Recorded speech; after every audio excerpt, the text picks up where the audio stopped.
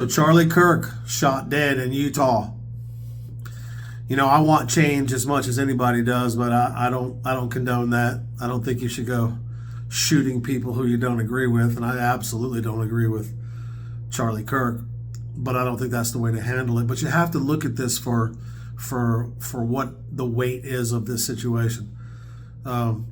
Insurance companies have been taking people's money and hurting people for how many years, and people just had enough of it, so they killed one of them. Charlie Kirk has continually talked about immigrants, gay people, racism. I mean, you name it, Charlie Kirk has talked about it. People will only take that for a certain amount of time, just like with the Trump administration, just like with what's going on in the White House and in government. Nobody will stand up for the rules that are being broken, the laws are being broken. And after a while, people just lose all sense of right and wrong in laws, and they just they don't feel like they're being listened to.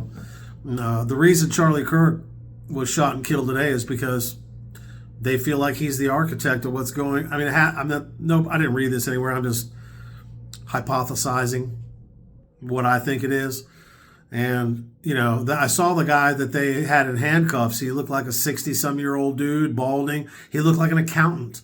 He looked like a normal, just some guy that worked in an office. And when you could take a guy like that, a guy like you, a woman like you, me, anyone, and you just push them to the edge where you're hurting everything they think about. You're hurting their sense of helping other people, their sense of living in the land of the abundance and help. You look at that they're trying to stop that. And that's what drives people to do stuff like shoot Charlie Kirk in the neck with a 30-06 from 150 yards away. I mean, there was no way that, I'm not trying to be morbid here, but there's no way that guy was going to live with that kind of wound.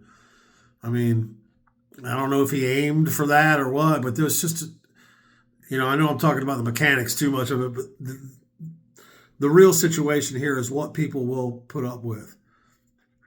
How people will be motivated to get their point across. And when you can't protest, if no one hears that, when you can't tell your congressperson, hey, this is not right, can you fix this? And they don't. When you can't talk to your insurance company, go, hey, I need this operation, you said I could have it. And then they say no, you can only push them so far. And clearly, I've watched some of Charlie's videos. He's in the camera. He's like aggressive. People aren't going, they're not going to take that forever.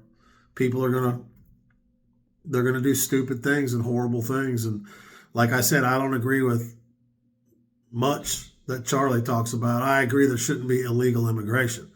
I believe people should come here legally, like most liberals. Like most Democrats, nobody wants criminals coming into our country, but they look at it in a different way. If you ain't white, you ain't right. And that's not how I live, and that's not how I want to live. And other people are going to take it to heart even more than we do. So it was sad. It was wrong what happened to him, but was it unjust?